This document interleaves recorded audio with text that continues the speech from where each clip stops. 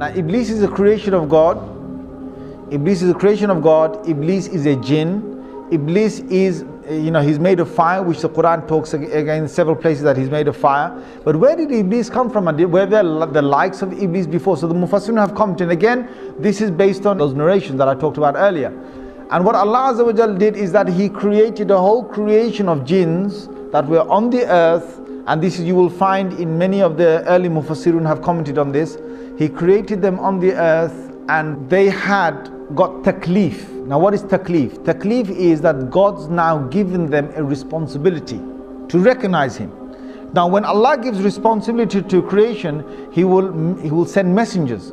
So what Allah did is that He sent jinn messengers. So before there was human messengers, before Adam alayhi salam, who was the first human messenger, there were many jinn messengers that Allah Azza wa Jal sent to them. Now the jinns are made of fire, and the jinns, one of the things they have inside them, being fiery is that you're angry and you're hasty, you're fast, you're very powerful.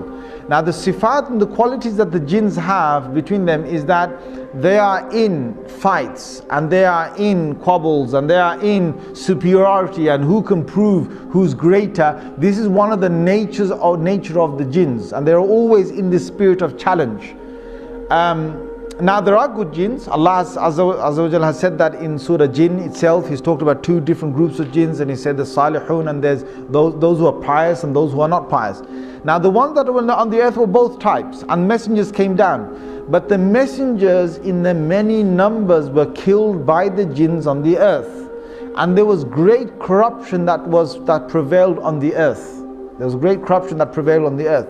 Now there was one notable jinn that was very pious. Iblis, being who he was a good jinn, and he started to worship God to the extent, because jinns could fly, see, and jinns could go through many of the heavens. They could go up and down. They didn't have to stay on the earth.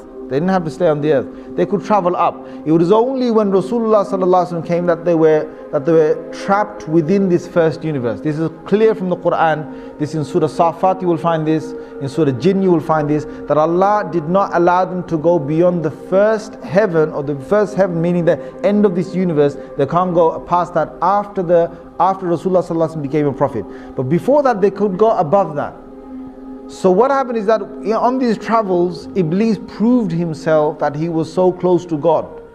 And Allah Azza wa Jal then allowed him to get closer and closer to higher and higher basically. And they say in some of these narrations that there was no space in the heavens was left, like no large space was left in the heaven, but Iblis had gone there and he had worshipped God. So he was a very, very, very close, you could say jinn, a servant jinn, however you want to put it, to God. Until then, Allah Azza wa Jal allowed him to come in the company of the malaika, of the angels. And he got the chance to be in the company of the malaika. Allah decided that He's going to send the angels down to the earth and to banish the mutamarrideen, or those jinns that had causes a lot of corruption on the earth. So this group was going to come down and they're going to kill many of these jinns that were just out of control. Iblis volunteered that if he can come with the angels to kill these corrupted jinns on the earth, and Allah Azza wa Jal gave him permission. So he came and they killed a lot of these jinns. They left only a few on the earth, and from these few again the progeny of the jinns would start. Now Iblis returns back. Now many, maybe hundreds of years, I don't know, whatever is going by, because jinns have very long lives. They don't have short lives that the human beings that, we only have 60, 70, 100 years. They have hundreds of years. Perhaps they could have a few thousands of years of living. Now you've got Iblis that has gone down there, that has banished these jinns, most of them who are corrupted on the earth, and is returned back with the angels. Now he was with the angels, but Allah makes it very clear that he was not from the malaika, he was from the jinn. Now why Allah makes that clear is because we understand that no malak or no angel can ever disobey Allah Azza wa Jal. Allah's made it in their nature not to disobey Allah, but a jinn can. So the biblical sources, they've now faltered again.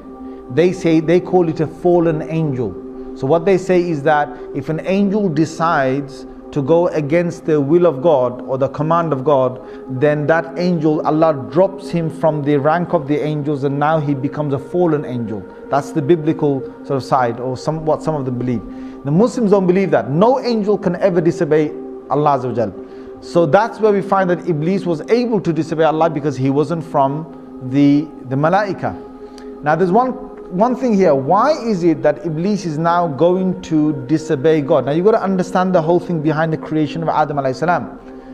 Suddenly Allah reveals to the angels and he says, I am about to make on the earth a Khalifa, or someone who will take command, second in charge, or someone who will rule again, reign after the last reigning. I'm about to make a Khalifa on the earth. Now when Allah said that, Iblis got really happy, right? He must have got really happy. And you know why? Because Iblis knows that the angels are not the ones who are going to rule the earth. If there's anyone, there's going to be the creation from the jinns. Allah is going to now make a Khalifa perhaps from the jinns. But Allah's decision wasn't that He's going to make a Khalifa or a vicegerent from the jinns. His decision now was that He's going to create this new creation. Now this shocked Iblis, because all these years that Iblis had worshipped Allah and had been so good was because he wanted power, he wanted prestige, he wanted to be in charge on the earth, he wanted to be, come back on the earth, and he's going to be sent perhaps as a messenger, or he's going to be sent with a new command of God on the earth, or he's going to be in charge of the jinns on the earth. There's something beautiful that's going to come for Iblis, something that he had a big glimmer and a big hope in, and all that was getting crushed now with this new creation. Now who is this new creation?